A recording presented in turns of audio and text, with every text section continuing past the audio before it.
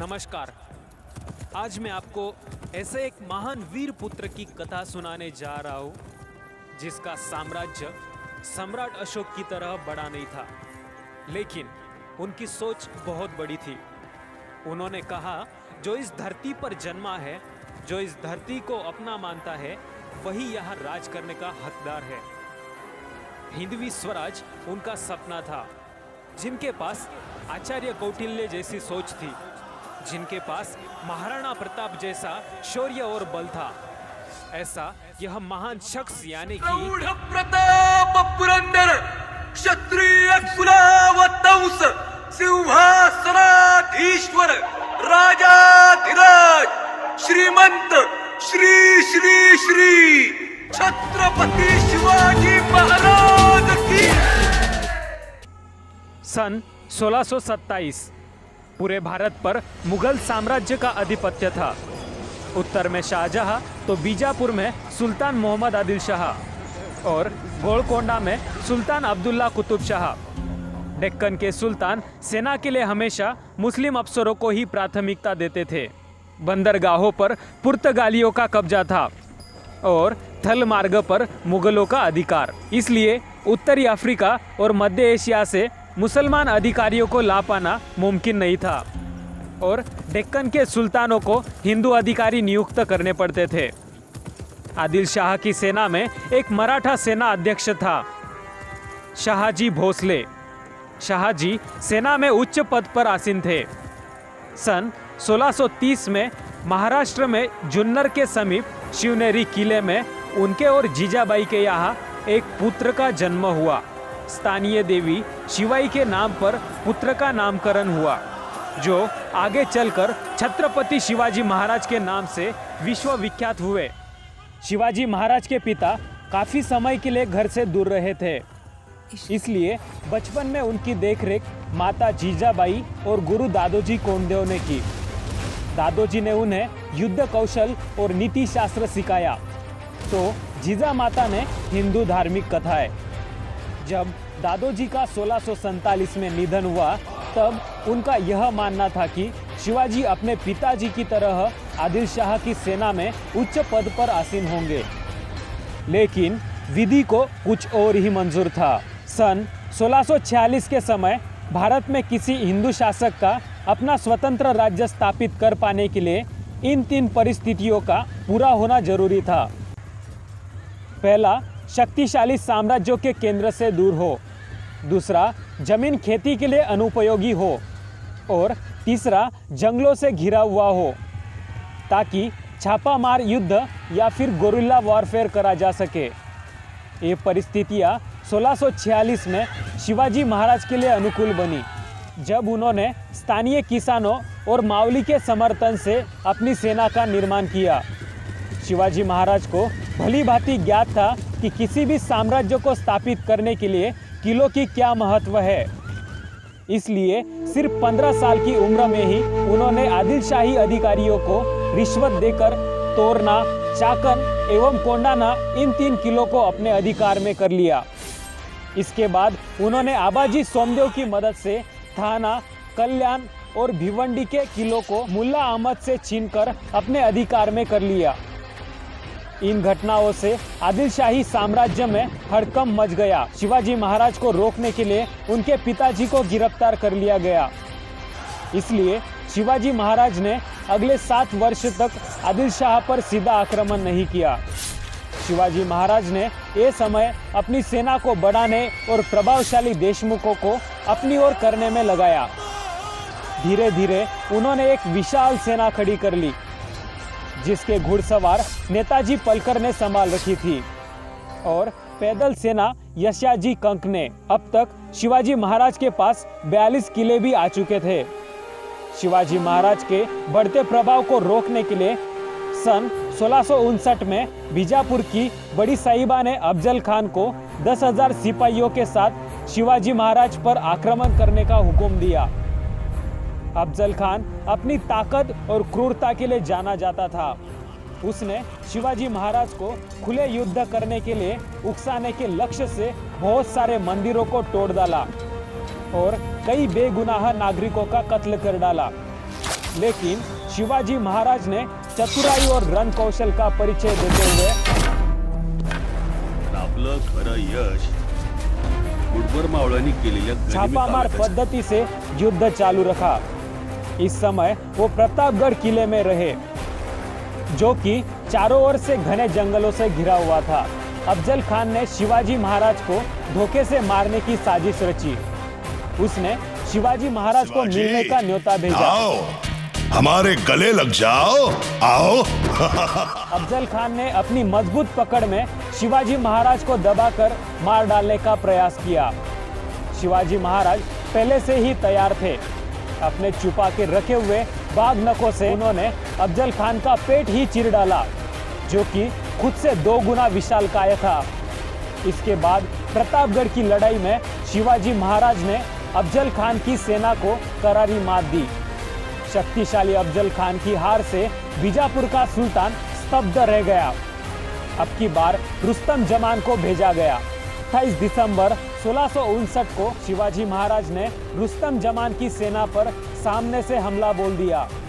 साथ ही उनकी 2 और टुकड़ियों ने दोनों दिशाओं से रुस्तम की फौज पर आक्रमण कर दिया। रुस्तम जमान शर्मिंदाजनक स्थिति में लड़ाई के मैदान से अपनी जान बचाकर भाग गया। सन 1660 में आदिल शाह ने अपने सेनापति सिद्दी जोहर को शिवाजी महाराज पर हमला करने के लिए भेजा। शिवाजी महाराज पनाला किले में थे शिवाजी से निपटने के लिए सिद्दी जौहर को भेजा जाए और सिद्दी जोहर की सेना ने किले को चारों ओर से घेर लिया। शिवाजी महाराज ने सिद्दी जोहर को मिलने का न्योता दिया और जब वो मिले आदिल शाह को संदेश भेज दिया कि सिद्दी जोहर उनसे गद्दारी कर रहा है।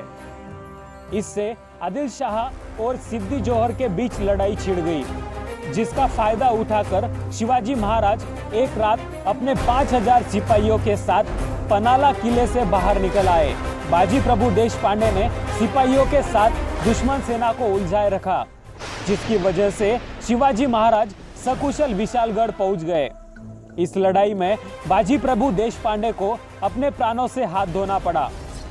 उनको महाराष्ट्र के इतिहास में एक महान योद्धा माना जाता है। इसके बाद बीजापुर की बड़ी बेगम ने औरंगजेब से शिवाजी महाराज को पकड़ने के लिए विनती करी।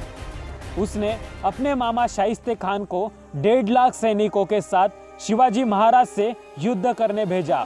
शाइस्ता खान ने अपनी विशाल सेना के बल पर पुणे पर कब्जा कर लिया और शिवाजी महाराज के निवास स्थान लाल महल पे अपना बसेरा डाल दिया। शिवाजी महाराज ने चालाकी से अपने 400 सिपाहियों के साथ शादी के बारातियों के वेश में पुणे में प्रवेश कर लिया। रात के समय में सीधे शाइस्ता खान पर खतरनाक हमला बोला। खान ने खाकी से कूदकर अपनी जान बचा ली, पर शिवाजी महाराज की तलवार की वार से अपनी 3 उंगलियां गवा बैठा। उंगली तो गई और इज्जत भी। फिर शिवाजी महाराज ने सन 1664 में मुगल व्यवसाय केंद्र सूरत पर आक्रमण करके उसको तहस नहस कर डाला। औरंगजेब आग बबूला होकर 60 वर्षीय राजपूत सेना नायक मिर्जा राजा जयसिंह को अपने 1.5 लाख सैनिकों के साथ शिवाजी महाराज से लड़ने के लिए भेजा। इस युद्ध में शिवाजी महाराज की हार हुई और उन्हें अपने 23 किले और 4 लाख मुद्रा हर्जाने के रूप में देनी पड़ी। उन्हें अपने 9 वर्ष के पुत्र संभाजी महाराज के साथ आगरा जाना पड़ा। शिवाजी महाराज को नियंत्रित रखने के लिए ये तय हुआ कि उन्हें मुगल दरबार में कोई पद दिया जाए, लेकिन औरंगजेब ने उसको बदलकर शिवाजी महाराज को घर में कैद करने का आदेश दे दिया। औरंगजेब नहीं जानता था कि ये गलती बहुत महंगी पड़ेगी। शिवाजी महाराज ने बीमारी का बहाना बनाया और अपने स्वास्थ्य को ठीक करने के आशीर्वाद के लिए साधु संतों और फकीरों को रोजाना मिठाई और उपहार भेजने की इच्छा जताई। एक दिन वो खुद श्रमिक के वेश में सामान के डब्बे में संभाजी को छुपाकर बाहर निकल आए। वो मथुरा, काशी, गया और पुरी के बाद गोलकोंडा और बीजापुर होते हुए रायगढ़ पहुंच गए। 1670 में शिवाजी महाराज ने कई लड़ाइयाँ लड़ते हुए 4 महीने के भीतर अपने राज्य का बड़ा हिस्सा मुगलों से स्वतंत्र करा लिया। सन 1671 से 1674 तक औरंगजेब ने भरसक प्रयास किया शिवाजी महाराज को अपने अधीन करने का, लेकिन वो पूरी तरह से असफल हुआ। उसने अपने उत्तम योद्धाओं जैसे दाऊद खान और मोहम्मद खान को शिवाजी महाराज से लड़ने के लिए भेजा, लेकिन सबको मुंह की खानी पड़ी। इसके साथ ही सन 1672 में अली आदिल शाह की मृत्यु हो गई और बीजापुर सल्तनत की स्थिति में चला गया। आखिर वो दिन आ ही गया जब गगा भट्ट ने 6 जून 1674 को पूरे उत्सवनुमा वातावरण में हिंदू परंपराओं के साथ शिवाजी महाराज का राज्याभिषेक किया। वो मराठाओं के राजा बने और कई सदियों के अंतराल के बाद हिंदू रीतियों, तिलक, जनेऊ और वेदों के उच्चारण के बीच किसी राजा का राज्याभिषेक संपन्न हुआ। शिवाजी महाराज की महानता सिर्फ उनकी बहादुरी और युद्ध कौशल में ही नहीं थी, वो एक योग्य प्रशासक भी थे। उन्होंने धर्म के आधार पर कभी भी किसी के साथ पक्षपात नहीं किया। उनके कई अधिकारियों में, यहाँ तक कि उनके व्यक्तिगत अंगरक्षकों में कुछ मुसलमान भी थे। उन्होंने कभी किसी भी नारी का निरादर नहीं किया, यहाँ तक कि युद्ध में हारे हुए दुश्मनों के स्त्रियों को भी सम्मान सहित वापस भेज दिया। गोरिल्ला युद्ध में किलों का उपयोग और नौसेना का निर्माण भारत में पहली बार शिवाजी महाराज ने ही किया। उन्होंने 4 किलो तथा 2000 सैनिकों के साथ शुरुआत की और उनकी मृत्यु के समय तक एक गिनती 300 किलोमीटर एवं 1 लाख सैनिकों की हो गई थी। मार्च 1680 में शिवाजी महाराज का स्वास्थ्य खराब हो गया। तेज बुखार और पेचिश के चलते 5 अप्रैल 1680 को 52 साल की छोटी सी उम्र में इनका स्वर्गवास हो गया। औरंगजेब ने सोचा कि शिवाजी महाराज के मृत्यु के बाद मराठा राज्य खत्म हो जाएगा, लेकिन ऐसा हुआ नहीं। पहले उनके पुत्र संभाजी ने और उसके बाद छत्रपति राजा राम ने मराठा शासन की बागडोर संभाली। औरंगजेब को करीब 25 सालों तक मराठाओं के साथ युद्ध लड़ना पड़ा, जिसकी वजह से वो अपनी मृत्यु के समय तक पूरी तरह से बर्बाद हो चुका था। शिवाजी महाराज ने जो मराठा राज्य की नींव रखी, वो आगे चलकर कर्नाटक से लेकर अटोक पाकिस्तान तक फैल गई। शिवाजी महाराज जैसे महान मनुष्य कभी मरते नहीं, बल्कि लोगों के हृदय में अपने महान कार्यों, साहस और बलिदानों की वजह से हमेशा हमेशा अमर रहते हैं।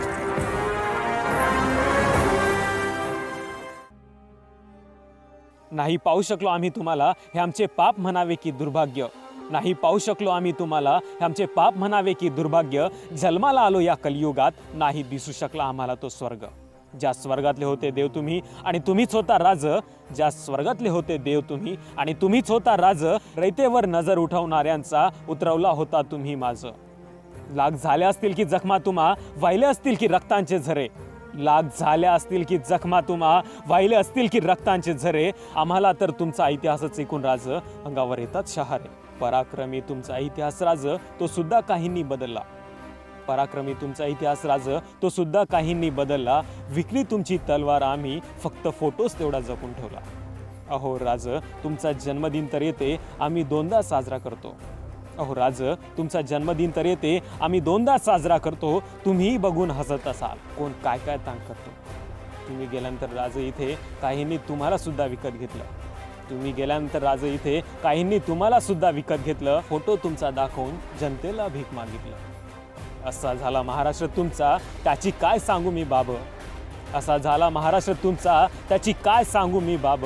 इथे स्वतःच्या पोरीवरच आज अत्याचार करतो बाब। इतिहास ऐकून तुमच्या राज, डोळ्यात येतं पाणी। असेन आमचं भाग्य तर भेट द्या पुढल्या जन्मी, असेन आमचं भाग्य तर नक्की भेट द्या पुढल्या जन्मी।